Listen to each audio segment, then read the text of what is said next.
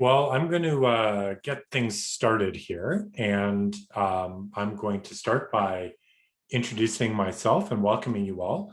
So this is the Global Citizenship Cohort Showcase for the University of Lethbridge. My name is Dr. Harold Jansen. I'm an Associate Dean in the Faculty of Arts and Science. I'll be the host of this session, but the real stars are going to be the coordinators of our cohorts and the students here to talk about the experiences they've been having in the cohorts this year. So I'm just going to begin a bit with just a little bit of Zoom etiquette just to talk about how we're going to proceed. I know our presenters would love it if you are willing and able to put your cameras on, because it's nice to actually feel like you're talking to people rather than talking to a blank screen. So if you feel comfortable doing that, we'd appreciate that. If you're not in a position to do that, we totally understand, and that's absolutely fine. Please know that it is recorded, this session, just so we have a record of it. But if you can turn it on, we would appreciate that. And I know our presenters like to see the reaction of the people they're talking to. We'd also ask that you mute your microphones, please, if you haven't already done so. It looks like everybody I can see has already done that. We want to make sure we're not disrupting the presentations.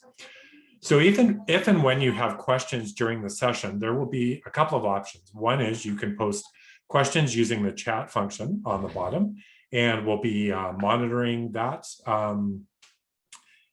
if you do have questions. And there will be a number of times during the session where you can ask questions live in person, and we'd ask that you use the raise hand function under reactions if that is something that you want to do. So I'm going to start by just giving a general introduction to the Global Citizenship Cohort before I turn it over to the people who are actively involved in our cohorts. So if you're here, it's because we reached out to you to invite you to apply to the Global Citizenship Cohort, or you heard about it and want to learn more. So I'm going to tell you a little bit about it. So the key word in the Global Citizenship Cohort is the idea that it's a cohort. It means you're going to be part of a group of students, a community of students, and you're going to be in several courses together. I know a lot of students find coming to university a bit overwhelming, and the GCC can really help because you'll be in several courses together at the same time. It can jumpstart the process of making friends very quickly.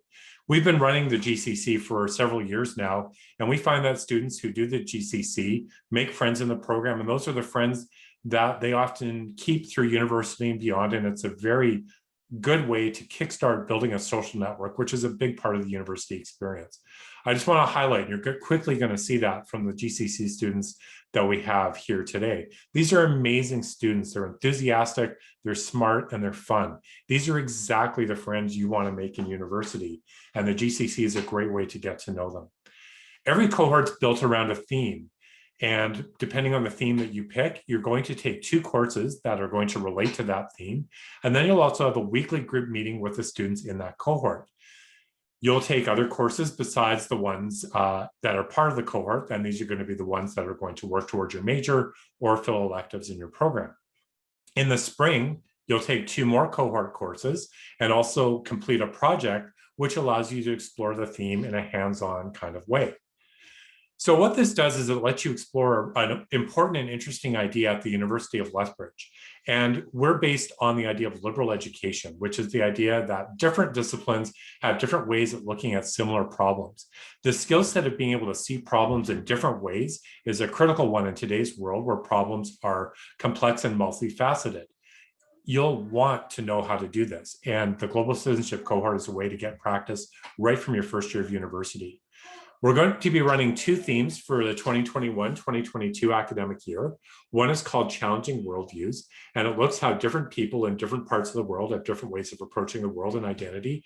The other is called Environment and Culture, and looks at issues around the environment and how different cultures and belief systems approach them. And I'll have our coordinators talk about them both pretty quickly. Before I introduce our coordinators, one of the last things I'll answer is a question that I'm sure many of you have. Will the cohort be delivered online or in person in 21-22? And I really wish I had a definitive answer to that, but of course we don't know how the pandemic's going to unfold, but I'll tell you how we're planning. We're planning on delivering the cohort in person, but of course we're watching the rollout of vaccines and COVID numbers very carefully. If it isn't safe or public health rules are such that we are unable to operate, our plan B would be to switch some or all of this to online. But I can assure you that the experience is still amazing no matter what and how it's delivered. I actually think the cohort this past year might have been even more important. The things that students really missed was getting to talk to fellow students, and the setting of the cohort actually allowed students to build a community even when we weren't able to be in person. That said, I really do sincerely hope we're in person this fall, because that would be our first choice, and that is how we're planning right now. So it's now my pleasure to introduce the coordinators of our two themes, and I'm going to turn it over to them. We carefully choose the courses and the professors who teach all the courses in this, so we can showcase some of the best of what the University of Lethbridge has to offer. You can imagine then how much care we put into choosing coordinators. This is a painstaking thing, and I pick the best of the best to do this job. So I'd like to introduce two of my absolute favorite people at the University of Lethbridge, whose care for their students I see over and over again. Dr. John Harding is with our Religious Studies department. He also works with our Asian Studies program, and he's the coordinator of the Challenging Worldviews theme. Dr. Jody Asselin is in our Anthropology department, and she is the coordinator of our Environment and Culture theme. And so I'm going to stop talking and turn things over to Dr. Harding and to Dr. Asselin. I'm going to post a link to the application form in the chat so you have that conveniently, and I'll be monitoring that and watching for questions. So I'm going to turn it over to Dr. Harding and Dr. Asselin. Okay, thank you so much, Harold. That's a generous introduction, and thank you everyone for coming. It looks like there are more than 100 in the participants tab, and thank you for the current GCC students for coming to talk about their experience. I think your impressions of it will probably be the most useful of all, but anyone in attendance should feel very welcome to ask any of us questions, and we'll do our best to answer them. In the beginning, Dr. Asselin and I would like to just kind of introduce our themes to give you a sense of what's on the lineup for this coming year. So as Harold mentioned, I'm in the Department of Religious Studies. So I've been here for 18 years now. And you might not recognize religious studies. That's not something that comes up quite so much in a high school setting, for example.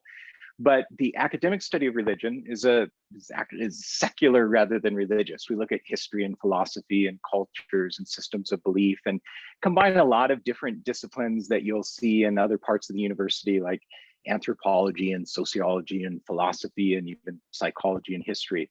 So we cover quite a few different things. And one of the things we'll do in the GCC is also help provide an orientation to the university as a whole, your undergrad experience, and different departments like my own that might not be well understood. Harold also mentioned I was the founding coordinator for an Asian Studies program here. So my research is at the intersection of those things, religious studies and Asian studies. So I do a lot with Asian religious traditions, particularly East Asian, Chinese and Japanese religions, Japanese Buddhism, Buddhism worldwide, that kind of thing. And I mentioned that research background in part because that's some of what you'll be seeing in this Challenging Worldviews theme. That might sound kind of abstract. Worldviews can mean quite a few different things, but it has to do in part with an orientation to the world, a viewpoint, a perspective, sort of how you make sense of the world, a sort of philosophy of how things work. And it brings in a lot of these different parts that I just mentioned, history and culture and society and the rest of it, but it's also coming from a certain standpoint, a certain perspective.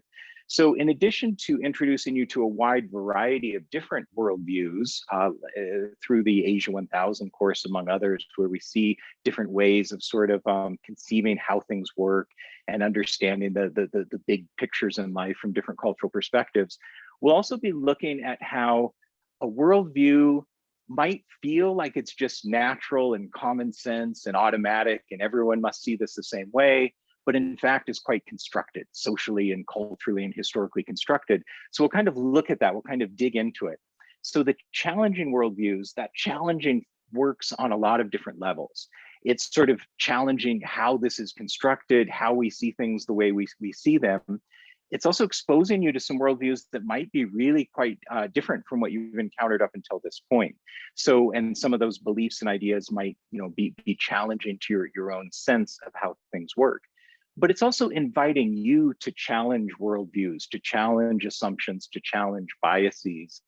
And this is part of the link between the theme and the GCC as a whole. So that GCC Global Citizenship Cohort it's global. This is we're looking at worldviews from around the world, from all aspects. But there is that citizenship dimension.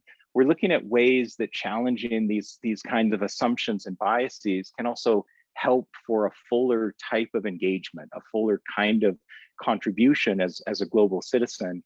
And you'll find ways that fits with different courses. You'll find that how that connects to current events that we'll be talking about, and how it connects across the different courses for each theme. So I just want to share a little bit from the GCC website here. And let me make sure I share the right window. This one looks promising. So I won't be much longer here, but I want to encourage you to explore this website more on your own. It'll give information about GCC, some of which we'll talk about today, but some you might want to return to as well. It's got some very useful testimonials and comments from students who have gone through this in the past. Here are a couple from my group the year before. And if you keep going into the site, there are additional testimonials from students this year, and you'll meet some of them today who are featured on this page. But it also shows the courses. So I'm just showing the courses that are part of this theme to try to make the point of how these things connect with each other.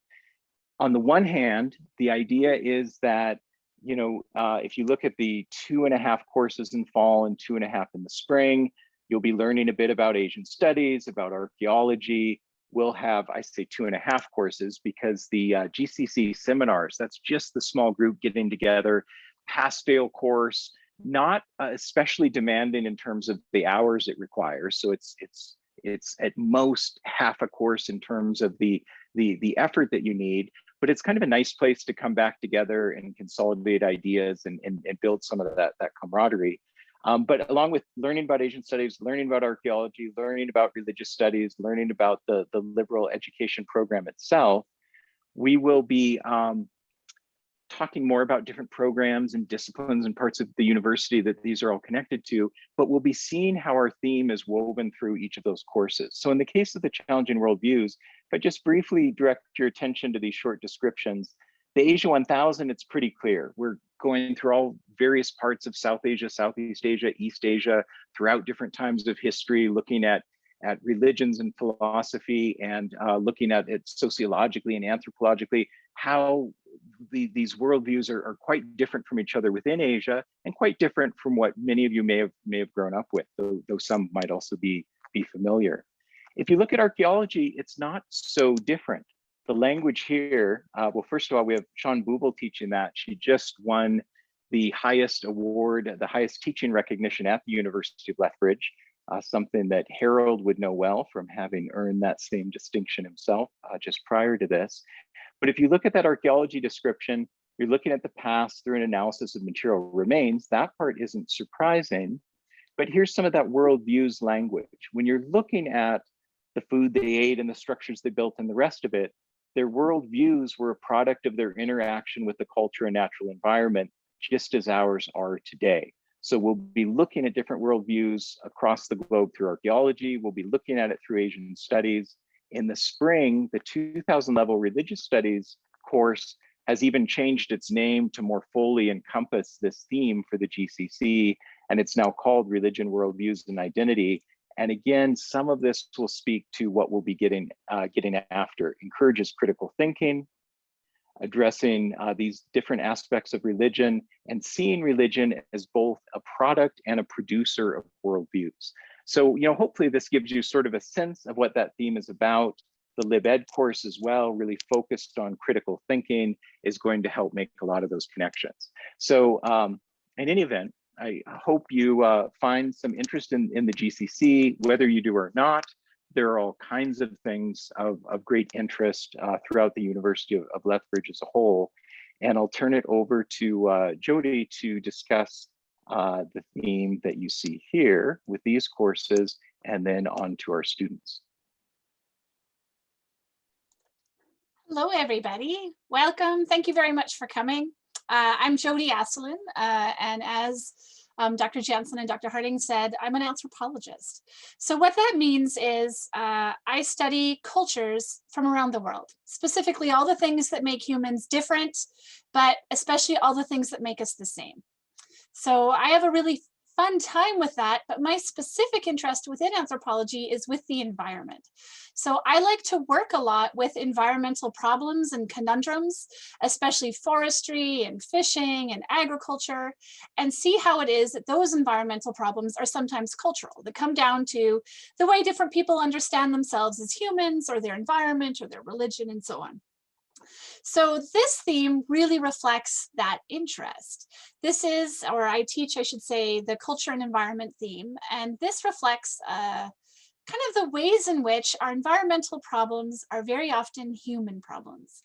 If you think about it, there's not that many big environmental problems that don't come down to people maybe doing the wrong things or doing something differently that maybe they need to think about in a different way. So my theme really tackles that approach. And for this, as Dr. Harding said, we have kind of a collection of classes that reflect that. So if you chose this particular theme and became part of the cohort, what would happen is you would take in your very first semester an introduction to anthropology from me, which is all about kind of the big fun stuff of anthropology and cultures around the world. But you'd also take an introduction to geography that has a bit more of the environmental component. And then again, as with the other theme, the GCC half course. So we meet every week throughout the semester. Then in the second semester, you take an introduction to philosophy, which I think is a really fun one because culture often comes down to values and ethics. So it gives us some language around how to talk about that.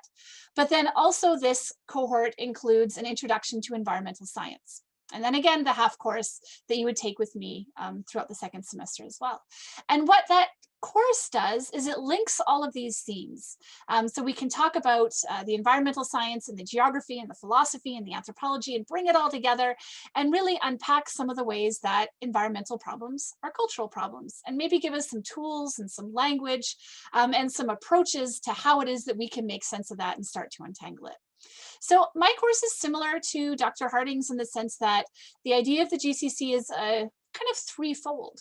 Partly it's this theme that we can build on and teach about and give some really concrete skills throughout the semester.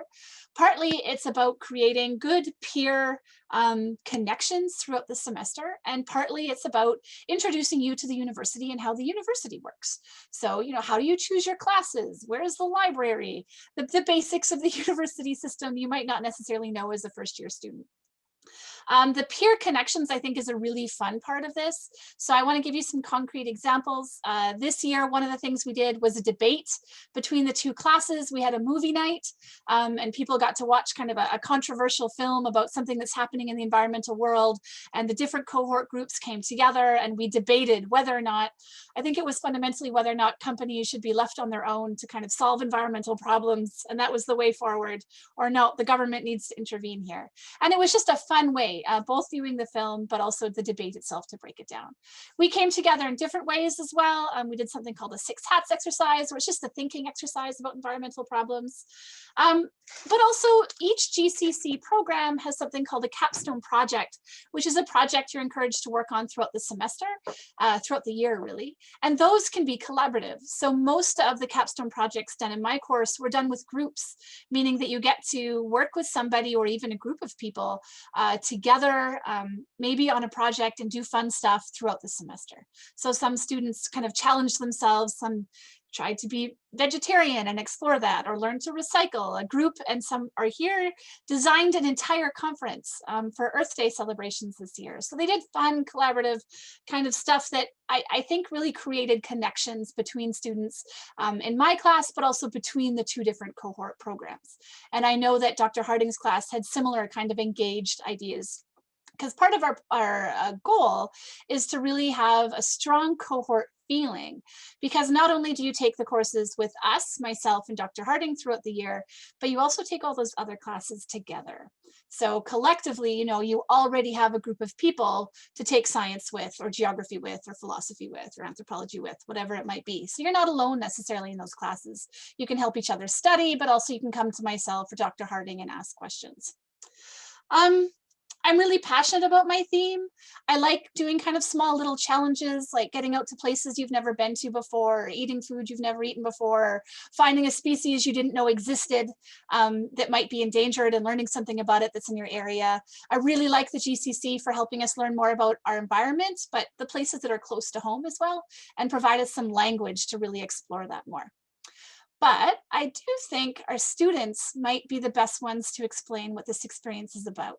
So I'm going to pass this over to some students. So we've got a few students here from both, from this past year that just completed now, from Dr. Harding's course and my own course. And we've asked all of them to think of a few things that they'd like to share with potential prospective students.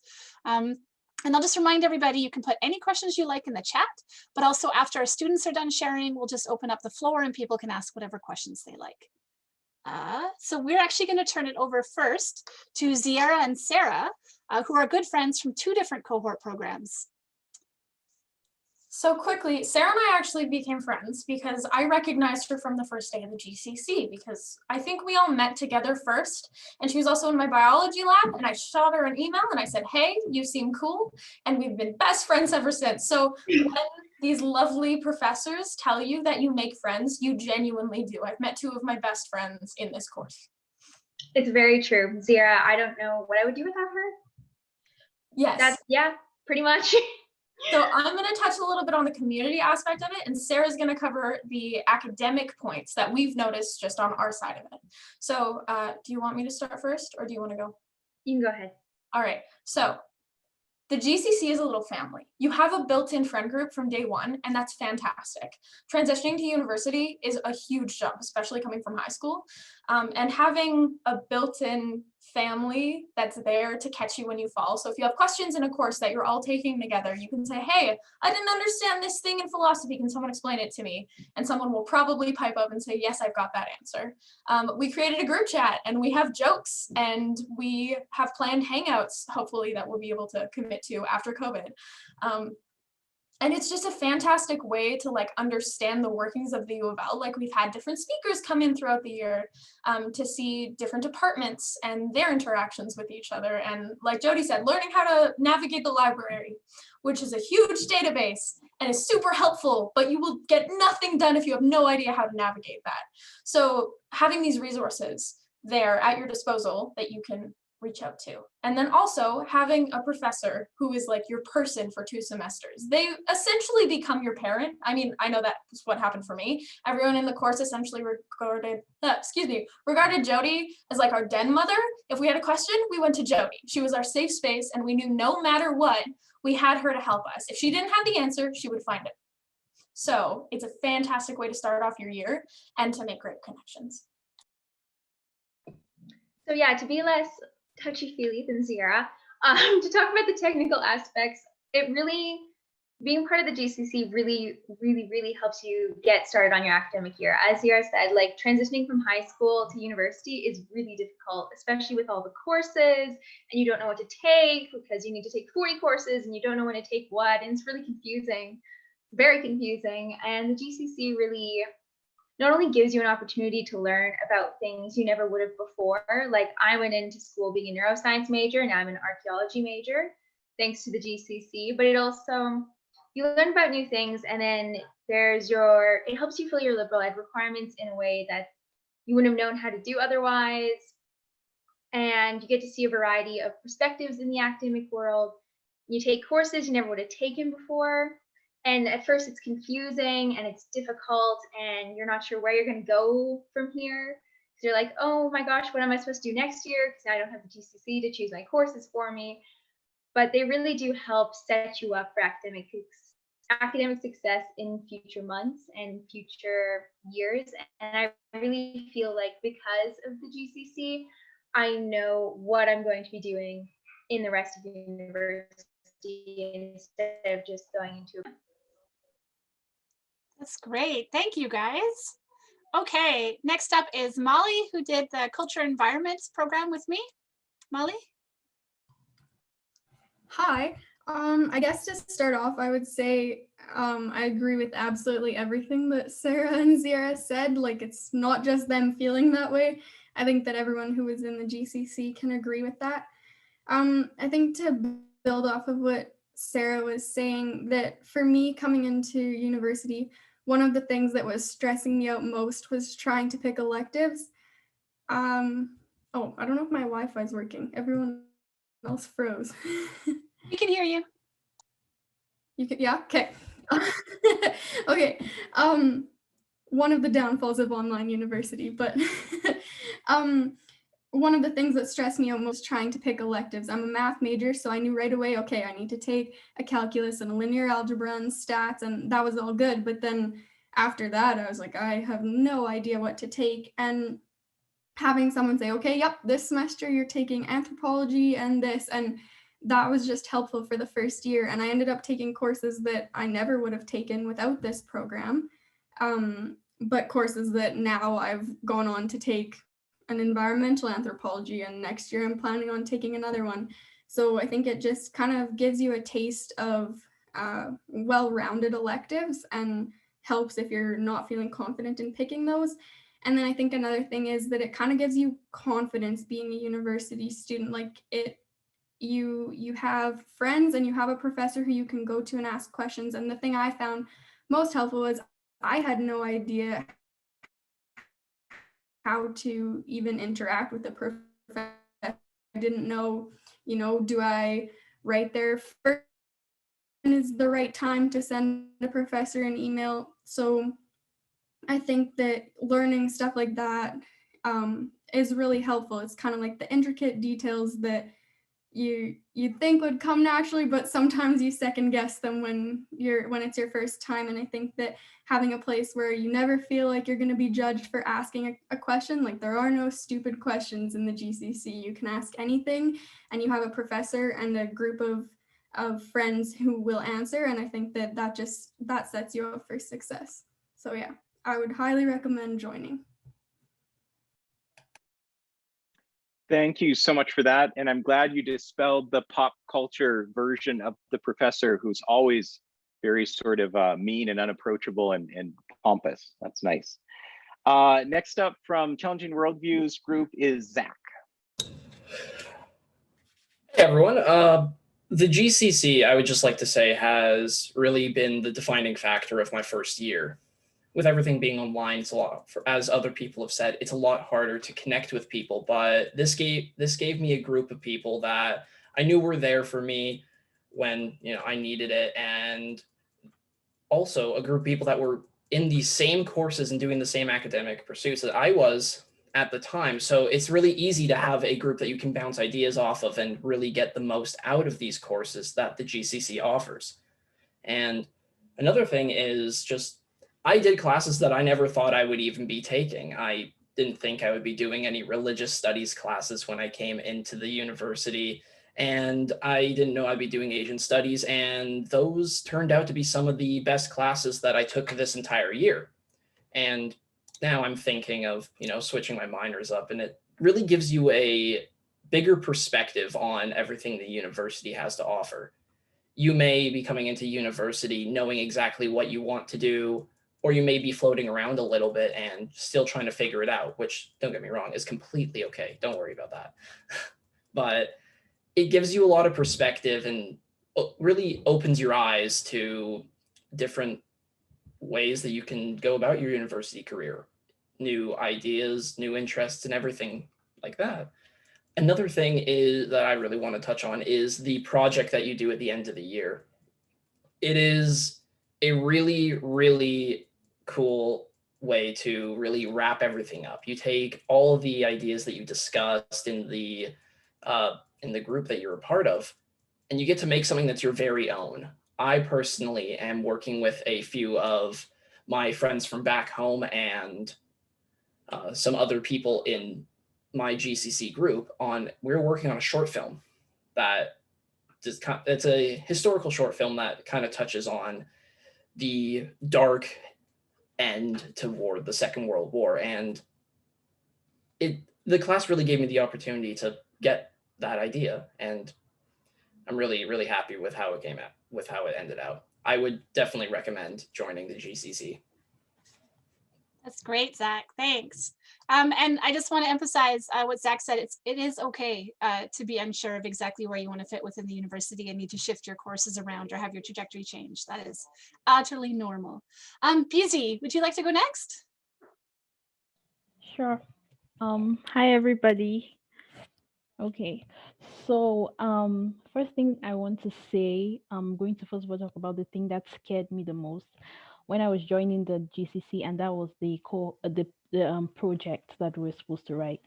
For some reason, I found that very scary because I didn't know what was expected, and I'm sure you do too. Just hearing that you're going to do a project, but I want to advise you to look at it as a plant that you plant in your front yard.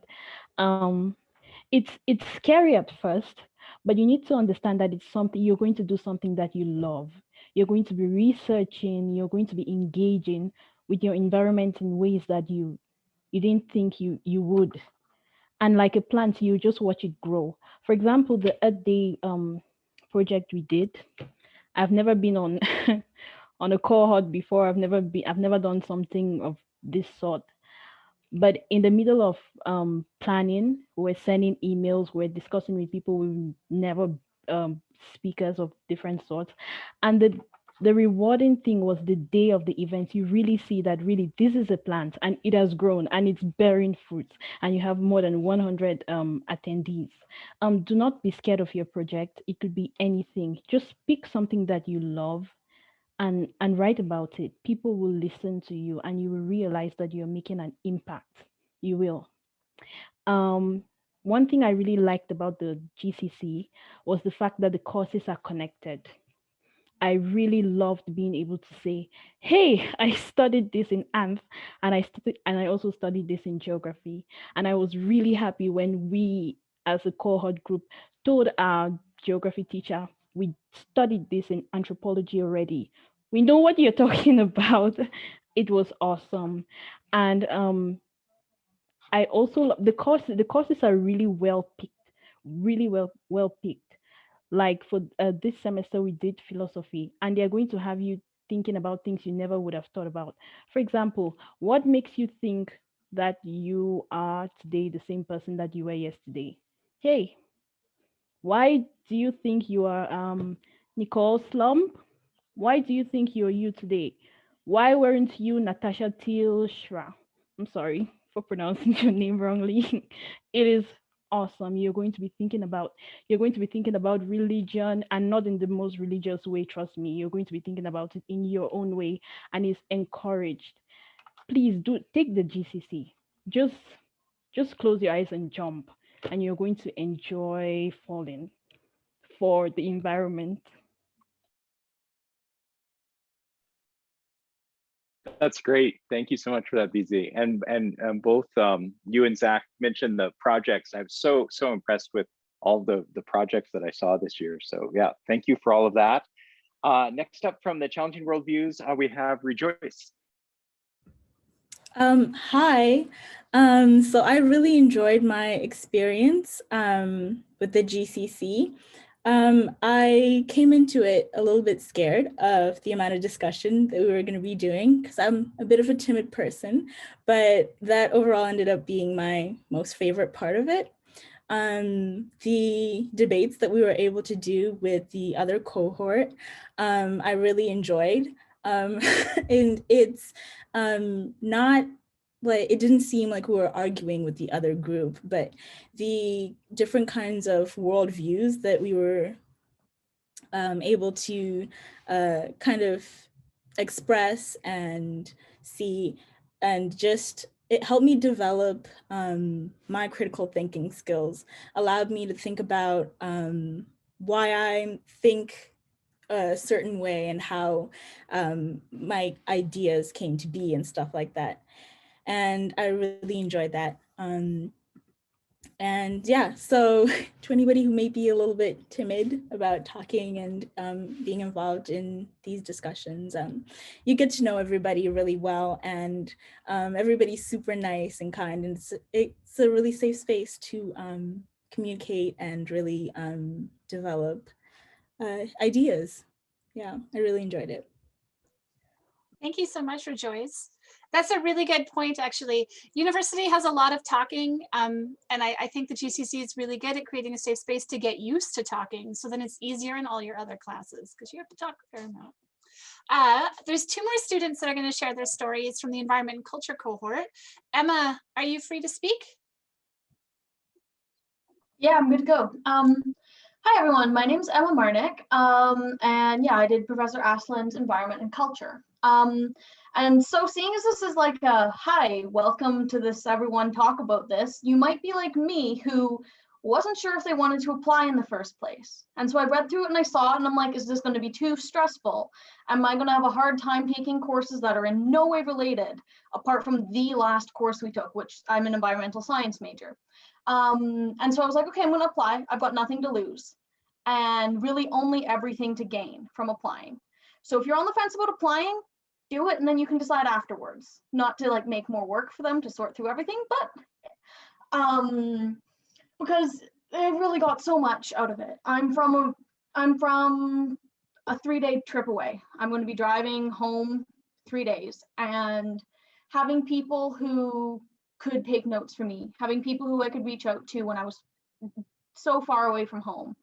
And all of those things made a huge difference, as well as having the right professor to reach out to be like, how do I figure this out? I can't get in contact with this person. I'm trying the wrong person. And all those other things that are just small things you might not realize. And having professors who you spend so much time around has made me not afraid to contact any of my professors. That like, you know, the stereotype, like hard old professor, like don't approach me, I'm grumpy. Well, if you reach out to them, that's not true at all. And so stuff like that and learning all of that was super awesome. And just meeting people. I moved here knowing not a single person. I don't know a single person from my home who's here. And I made some of the best friends in this course.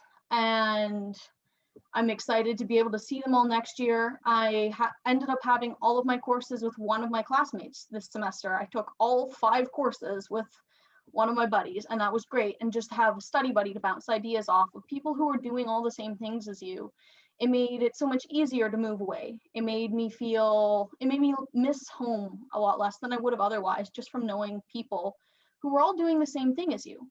And then spending that much time around other people, you just get so many more ideas, and you're surrounded by people who aren't all in your major.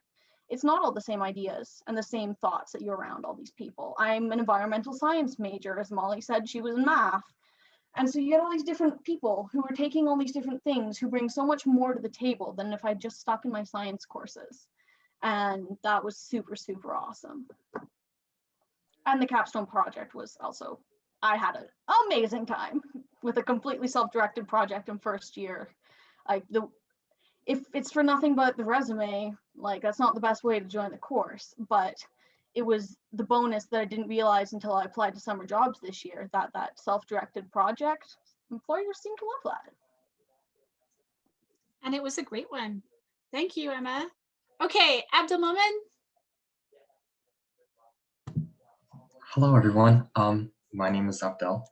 I was able to take the Environment and Culture theme with Dr. Jody Aslan, and I found the GCC to be an invaluable first-year experience because through the GCC, I was able to connect with students and professors in a time when connecting with people wasn't the easiest thing to do, or that I was able to do. And so the GCC provided me with sort of a socially inclusive, safe space where everyone's kind of got your back, or you feel as though everyone's got your back. Like if you miss an assignment, we have our own group chat and we can just kind of text each other. Like everyone's a text away, and you could just text someone to give you, some notes or help you out in this one area of study. And so people have your back, and I feel like that's really important in the first year. Also, I still remember the first day of university when I came in and I was quite nervous, naturally, with it being my first day of university. And I still remember Dr. Jody Aslan's just sort of enthusiasm and her passion for the course, and it kind of just, and I was able to just talk to Jody Aslin, and it was it kind of humanized professors for me, because I was really scared talking to professors prior to that. And so now I'm able to, now I actually enjoy staying after class and talking to professors. And I've actually developed relationships with most of my professors this semester. And so I think that the GCC provides a valuable first year experience with that. Wonderful. Thank you, everybody, for sharing your experiences. I think you said it much better than John or I could. Harold, we were going to open it up the floor to questions, right? I think now is the time for you to ask questions. We've been dealing with some in the chat, but I will just take a moment to say thank you to all the students who shared their experience. It's really inspiring to listen to you all. This program means a great deal to the Faculty of Arts and Science, and I know something we're really proud of. So I'm delighted to hear from all of you, and we are eager for those of you who are attending to ask your questions, things you'd like to learn about the GCC. Here's your chance to ask students, ask the coordinators, ask me any questions that we can help you with. We are happy to do so. So you can just use the reactions button and raise your hand. I'll kind of moderate. So we'll turn it over to you. Or if you're feeling shy, you can still use the chat too. So there's one in the chat. I'll just read it out. Did any of you who took it last year, did you find it added any extra stress? Emma, I see your finger up. That's yes and no is the best way to put that. There were some points where it was stressful because I was taking 2 courses that weren't related to my major. Like I'm like, why am I taking these? I don't think I need these right now.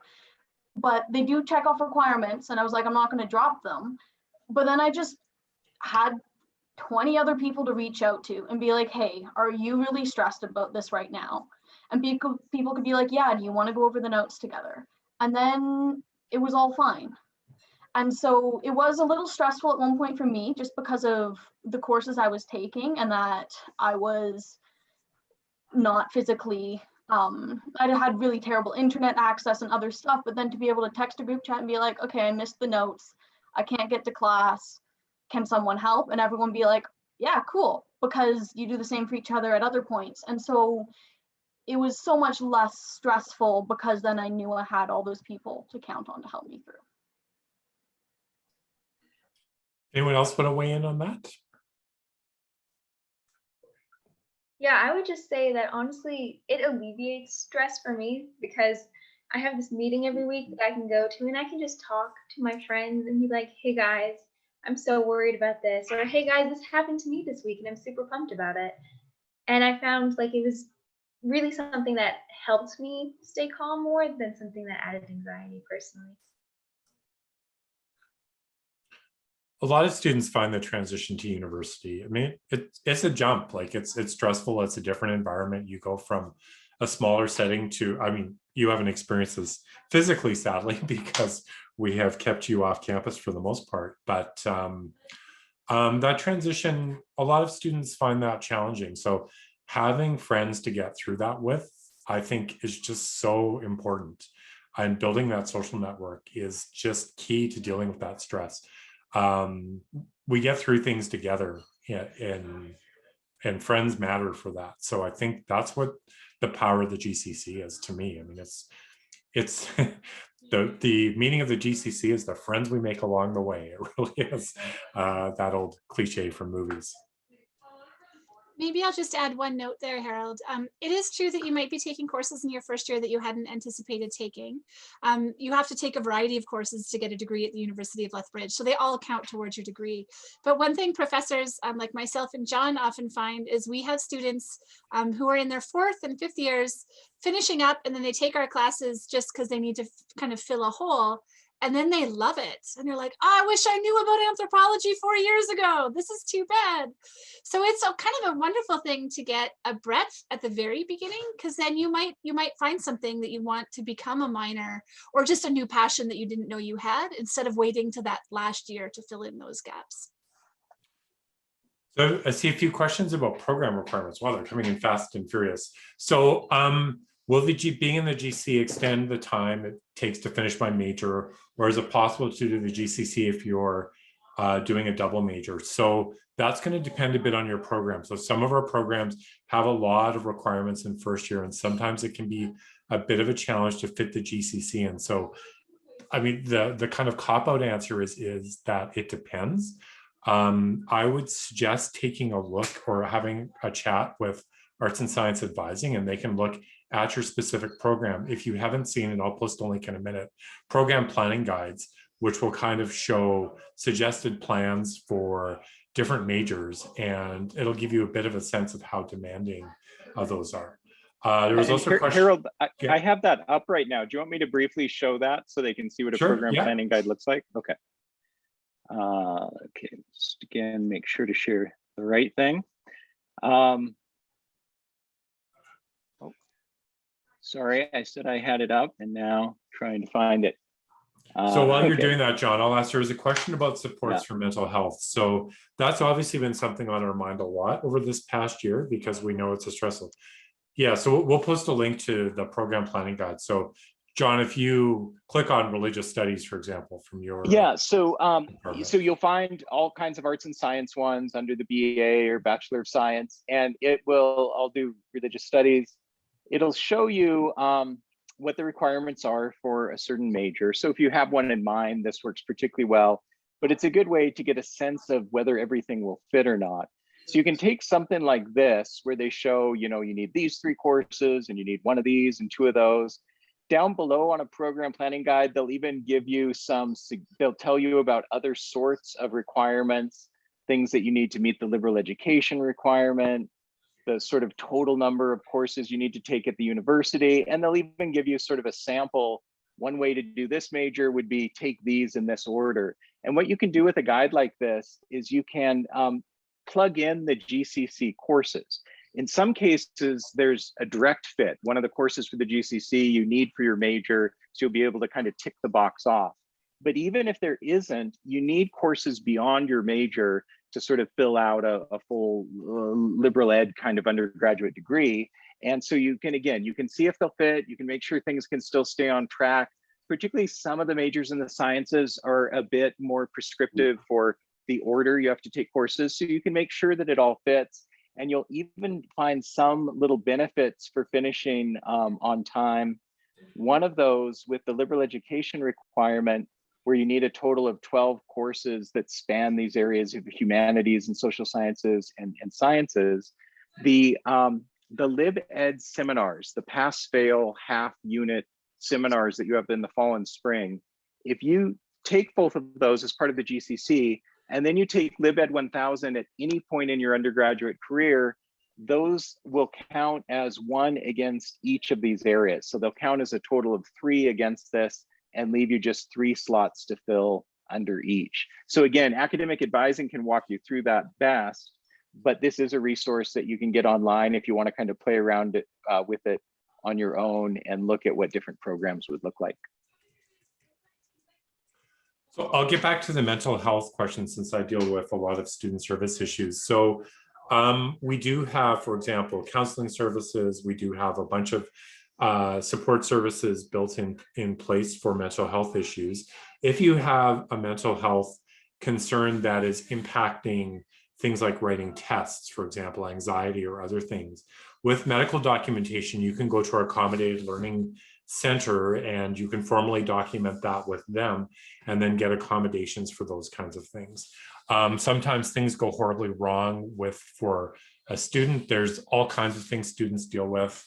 They can be illnesses in the family, illnesses to you. And so advising is a really good place to go to. If you're in an arts and science major, arts and science advising, but every faculty has its own advising office. And they're often the first point of contact. And one of the things they're really good at is they know the network of services for students, and they can put you in touch with the right people to help you with those things. The deadline is June 30th to apply. I see that in the questions.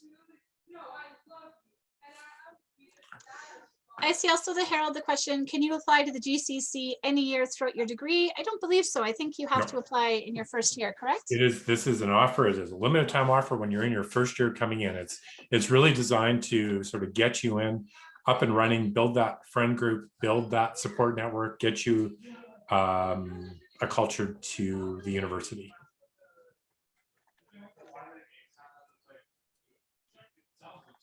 Just looking through the questions myself, a few came in fairly fast.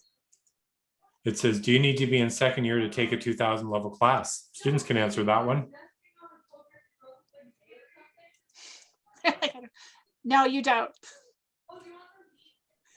You don't. So we took a 2000 level environmental science and we just needed to take the prerequisite, but some courses do have the prerequisite of 10 course hours filled.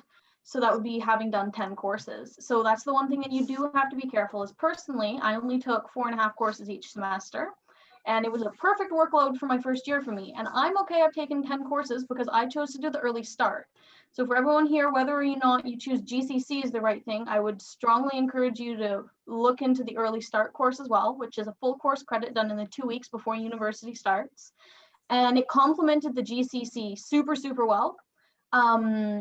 And it meant that I had my full 10 courses and I had a bit of a less stressful year than some of my other classmates who pushed themselves more than they may have wanted to. And some of them were totally fine, so know your own limits, but I knew that that was just too much for me.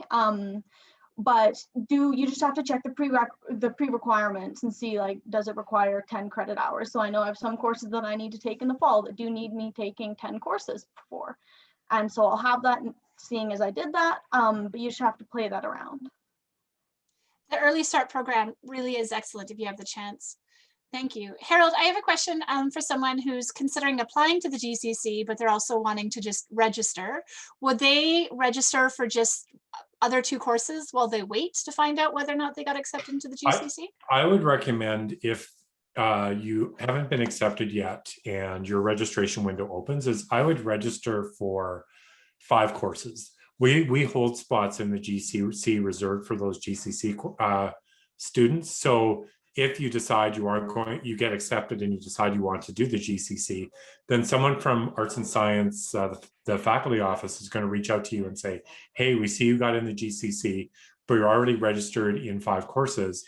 You don't want to do 7.5 courses because we would like you to survive your first year. So which ones would you like to be removed from? So they'll talk with you about that. But I would recommend registering for 5 just because you want to make sure you're in courses just in case you didn't get accepted or you changed your mind in the meantime. Great plan. Another student's asking, do they have to take 5 courses a semester or can you do 4? It's up to you. You can do either. Full-time status is considered 3. So if you're thinking for student loan purposes, 3 courses is what you need. You can do, so the GCC is 2.5 courses. So some students will do 2 or 3 courses on top of that. It depends a bit. I know many people recommend many of my students recommend to incoming students that they only do 4 just to get started because it's a bit adjustment for the workload and all of that. But it really depends. Some students find the transition difficult. Some hit the ground running at university and just thrive. So you'll know a little bit how you're feeling. So it really is up to you, but you can do 4, you can do 5, it varies. As more questions come in, I'm going to let Harold read through that. I just want to mention too, this is being recorded. So if you came in late and you feel like you missed something in the beginning, or you have a friend who might be interested, let us know and maybe we can share that with you.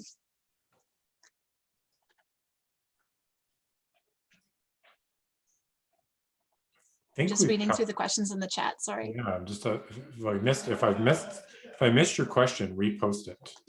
When would the GCC start? Would we meet on the very first day of classes? John, do you want to do that one? Sure. Yeah. So we are Monday afternoon once a week for that seminar, the small seminar that's just the GCC group. Often a semester starts around a Wednesday, so this would be toward the end of your first full week of classes. But if we are meeting in person, which is our intention at this time, there's a good chance we'll also have an orientation for the GCC students, probably the day before the first day of classes. So some of that we're still working out, but yeah, we'll be going right from when things start up. Yeah, it's nice to have a bit of an orientation where both cohorts can meet each other. I mean, we can do it collectively and just all say hi to each other's faces, because while you're part of a separate cohort, I mean, we do come together at different times throughout the year. Ethan asked about pre-start. I wonder if that's the LibEd course that we were just discussing. Yeah, it's the LibEd program. I just posted a link to it if you're interested in the early experience program. Yes. There's a question about, is it a bad idea to take 6 courses a semester? So we restrict you to 5, and in the early registration period, once classes start, you can add a 6th class. Is it a bad idea? I kind of want the students to answer that. I see some nods. I have my own opinion on that. The fact that you need special permission usually to do so should indicate we don't usually recommend it. And we might ask some questions if you're not a particularly strong student. I don't know if any of the students want to weigh in on that. I would say that I do know people who have done it, but that it was infinitely harder when they tried it in the first semester than when they tried it in the second. So I would caution against trying it your first semester. And if you decide you want to try it in the second semester, that's your choice, is what I would say about that. But people do and can do it. But first semester, you're just still figuring everything out, and it's extra stressful in so many other ways. Like Hermione in Harry Potter, right? Her teachers gave her the special time turner so she could take more classes. And even then she was stressed out. So it's possible, but it's challenging. The question about move-in day, I don't know the answer to that, Joe. Housing services would be the people who would know that answer. I assume you're living in residence, so I don't know the answer to that one offhand. I'm sorry. I know last year they didn't actually tell us until about probably 2 weeks before move-in day was. So I would recommend, if you're worried about it, emailing them ahead of time, because I found out that my move-in dates, I actually was not going to be in Alberta. I was going to be at home, and that my flight didn't line up with move-in dates. So I would recommend emailing them if you're worried about it. They might not know yet, but the dates I found online last year weren't the right ones. And they let us know. They might have mentioned it in one of the phone calls, I'm not sure, but I didn't have the right dates from looking online. So if you're worried about it already, I would recommend emailing them. But they're pretty accommodating if you ask nicely. There's also a question about, is getting accepted to the GCC first come, first serve? It's another bit of a yes and no. It's first come, first serve in terms of being considered for acceptance for when we review the applications. So it is advantageous to apply sooner rather than later, but it isn't automatic, that acceptance. There were some questions earlier on too, people indicating they were kind of on the fence between themes. If you're really on the fence between themes, I would recommend indicating that you are interested in both. And on the application where it sort of asks about your interest in the GCC, give some of the reasons that you're interested in each of the themes. And sometimes it's easier for us to figure out the placement, or if one has filled and the other hasn't quite yet, you have that flexibility in your application.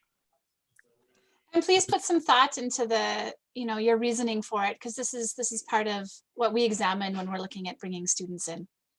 There's a question that someone sent to me with a direct message about the turnaround time from when you apply to when you find out. So when will you know if you've been accepted, or how long does that take typically? So that's usually quite quick.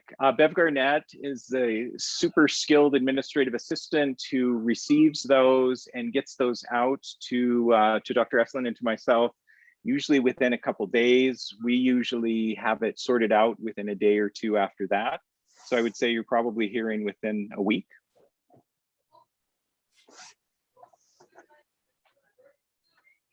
we've missed anybody's questions that was higher up, feel free to put your hand up, or if that is uncomfortable for you, post it again, because we might have missed a few as the chat was going. So we promised to keep this to an hour, so I'm conscious of the time, and especially of our students who I know are in the midst of exams and other things they need to be doing, so I don't want to keep them too long. So Josh asked a quick question. Do you have to live in residence if you're in GCC? No. Absolutely not.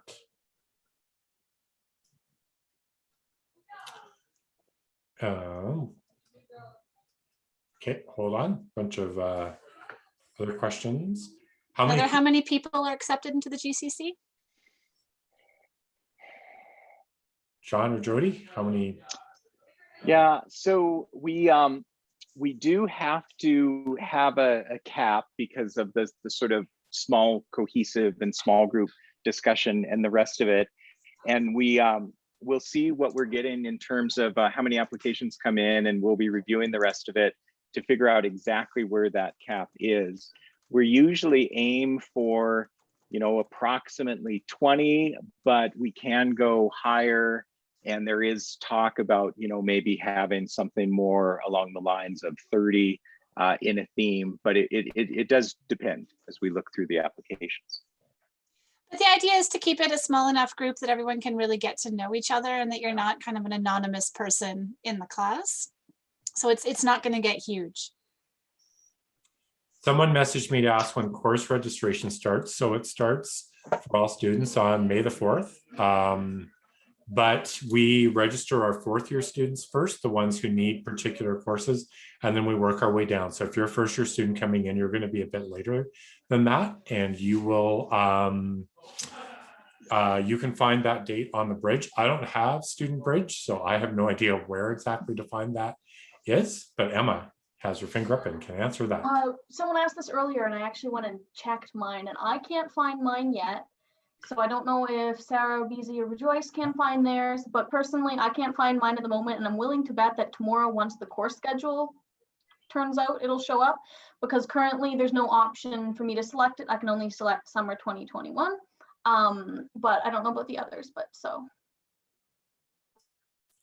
There's a question there from, oh, sorry, Harold. Go ahead. Yeah, don't go ahead. I was going to say a question there from Miriam that I can answer. How long are the classes? You meet weekly, so once a week during the regular course. So if there's a holiday or something, you wouldn't meet then. For an hour and a half, or an hour and 15 minutes. Whew. I want to say an hour and a half. I'm pretty sure it's an hour and a half. Yeah, every week throughout the year, really. And I kind of structure my first semester course a little bit differently than I structure my second semester course. So even you're with me the semester, they have a bit of a different feel to it. So there's a question about the GCC adding any extra costs. Nope, you just pay the tuition for the courses. So there's no extra cost involved in being in the GCC beyond the tuition. Yeah, and the length of courses, we often think of a course as sort of 3 hours a week, whether it's 3 meetings or 2 meetings or 1 meeting, but it's actually a little less than that. So it's either 2 meetings of 75 minutes each, or 3 of 50 minutes each, or 1 of like 2.5 hours. So, we're so excited to stay with each other. We might push it to an hour and a half if there's popular demand, but I think we're technically 75 minutes. Okay. What's the workload like? So how about we both answer that, John? So the GCC is a pass-fail class, which is a little bit different. It means you're not going to get kind of specific grades at the end of each semester. My course has a few things that need to be done throughout the semester. Like John, I encourage you to go to some community events or maybe do small challenges throughout. I like to have students submit the plan for their project within the first semester, so then they can do it with the second. It's considerably less workload than a full class where there's assignments and exams and whatnot throughout the whole process. John? Yeah, my impression is the workload is at most half that of a regular course and maybe a bit less. We'll see what the students think who have just been in it and had other courses too. There's reading most every week, but a lot of it is, I think, fairly enjoyable reading and not especially heavy. There's writing most weeks, but again, it's usually a short response, like a paragraph or so. Or as Dr. Estlin mentioned, we really do encourage you to go to different events, different talks, to sort of see all of the things university has to offer, just along the lines of what you mentioned before of, you know, students we have in the 3rd or 4th year find something that they just love and they wish they found it earlier. So we try to provide as much of that as possible for you early on, and we'll often ask you to write, you know, a paragraph review or what your take was on it or connect it to our theme. They're fairly informal assignments, and I think, again, my sense is the workload is at most half of that of a regular course. Any student response in terms of workload? You can be honest. Yeah. I can send John and Jody to a waiting room so you can say anything you want. It was a nightmare. I would say it was the same as about half, but it was less stressful because Jody was very aware of when the most stressful points in the semester are and made less work due at that point. And like our final capstone project was due like 3 weeks before courses ended, which was amazing. So we had this like, okay, finish it up. And then we still had more class after where we got to just explore, explain, present our things. But it was not, it felt like less work, even though we had I would say about the same, like half amount put in to it, which is, yeah, it was just structured differently. Oh, I see a hand up. Katerina. I'm so excited someone's going to ask a question live. This is cool. Katerina, you're muted. There we go. Thank you. This is my first time using Zoom, so I just had a question about the pass-fail system. So, are all of the courses in the GCC pass-fail? No, that would only be those half-unit courses. So you'll see them as LibEd 1150 in the fall and LibEd 2150 in the spring. And that's when it's just the small group of your GCC cohort getting together. So that's pass-fail. And that includes the project as part of that LibEd 2150 in the spring. So the project, in a sense, is pass-fail. But the other courses are regular courses that are part of the university curriculum that are taken in the normal way that anyone else would take those courses. So however that professor does their grading, but not pass-fail for those other ones. Okay. Thank you very much. This has been very informative. Thank you. That's a great question, Katerina. And I just want to be clear also that while it's pass-fail, you get credit like a regular class. It counts as credit for your overall degree. Sorry, just to follow up on that, does that count toward, I know there's specific requirements for the education programs in specific. Does that pass-fail also count toward those degrees? I can answer that one. So a failure would impact your GPA because you get a 0 on it, but a pass doesn't really contribute to it. So when you apply to education, typically they require a certain number of graded courses. So pass-fail courses or credit, non-credit don't count when you're applying to education. Okay, thank you.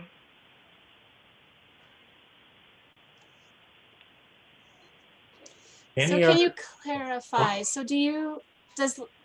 I'm just trying to read Sienna's. Can you clarify? So you do liberal ed seminars plus an extra course. So I think Emma clarified it with the 2.5 total. Yeah, so 2 extra ones each semester beyond that half-unit pass-fail LibEd seminar.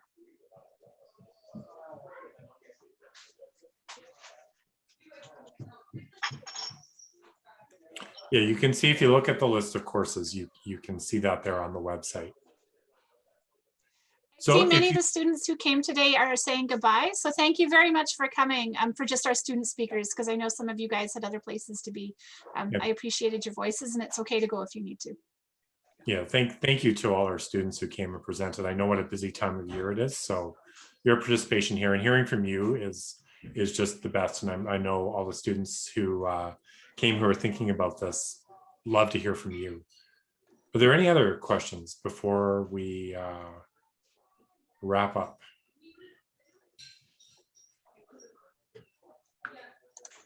I'm watching for hands up. I'm watching the chat. So I'm gonna count to 5. I lost my math skill? Oh, there we go. What are some kinds, projects, or groups the environmental theme would be involved with? So the capstone project is entirely your own option. One thing that I know happened this year that we hope to happen next year is a group of students led by a more senior student run the Earth Day event, which BZ and Abdel and others were all part of this year in my class. They brought in international speakers and had a variety of breakout rooms, and there was people who came from most continents to hear their talks. So they ran a conference basically for a day, but other students did entirely different things. Some groups got together and really challenged themselves to make small changes collectively. So they wrote letters to their MPs. They kind of decided on environmental challenges they wanted to give themselves in terms of eating differently or living differently. I had a student who did a fantastic project on her own, and she researched farming culture and place and her whole family history and how it connected to her farm and their knowledge. Emma, who was here, and Catalina did a project on micro hydro feasibility. So it was much more science-based, but they did a survey with other classes and found data and perceptions, and then found out whether or not micro hydro was a feasible option in Southern Alberta. Not so much, it's pretty flat. I think that's what their finding was. We had students build websites around green energy. It really is very broad as to the potential that you could do with it.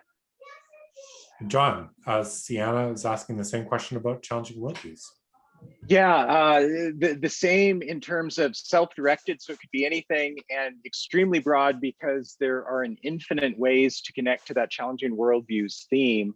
Some do it in terms of different kinds of activism or engagement or causes that they want to help out in some way, and they are often also tying it to the theme in terms of how that cause sort of reorients different value systems or makes you think about things differently.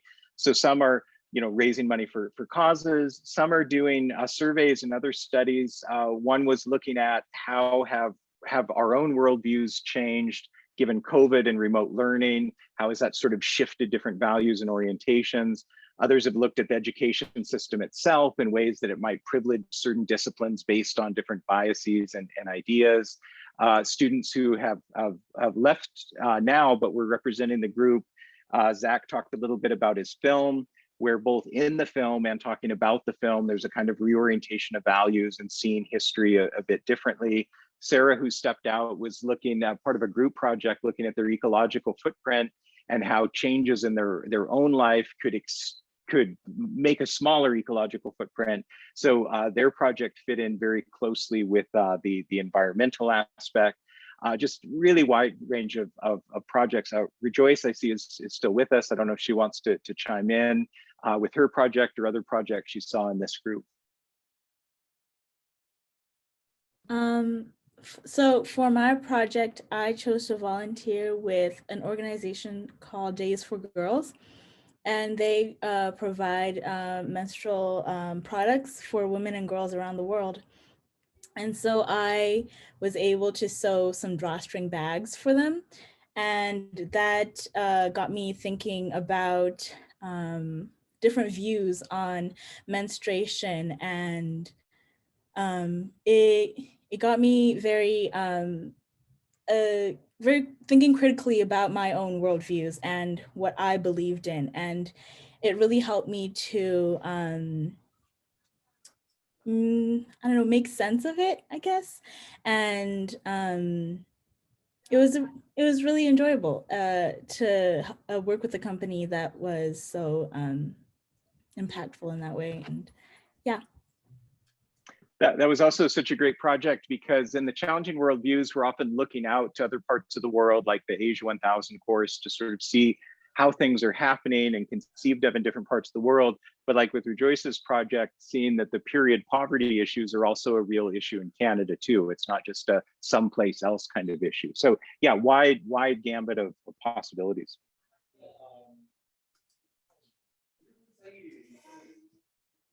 For the record, we're exactly at the amount of time that a GCC seminar would be right now. We're at that hour and 15 point. So that's about what it feels like in terms of time, if that's helpful. Professors are very attuned to that, right? We start getting itchy at an hour and 15 minutes, anything we're at, because we know people will will be wanting to get into our classrooms. Any other questions?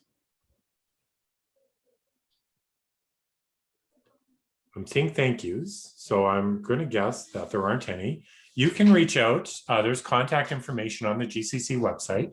Please do reach out. We're really happy to answer any questions you have. I just want to, first of all, thank both Jody and John and our amazing GCC students from this year for sharing their experiences. But I really want to say to all of you who are watching, I'd really encourage you to give this a shot. I think this is an incredible program. I wish something like this had been available when I was in university, because I just see students thrive in it every single year. It's magic. I'm so proud of it. I'm so proud of the students we get in it. And I'd really love to see as many of you apply for this as possible. It's a special opportunity, and I really hope you take advantage of it. So please do reach out with any questions you have. But if there aren't any, I'm going to say good night, and we hope to see your applications flooding our mailboxes over the next week. Thank you, everybody. I look forward to seeing some of you in our classes. Absolutely. Thanks so much for coming.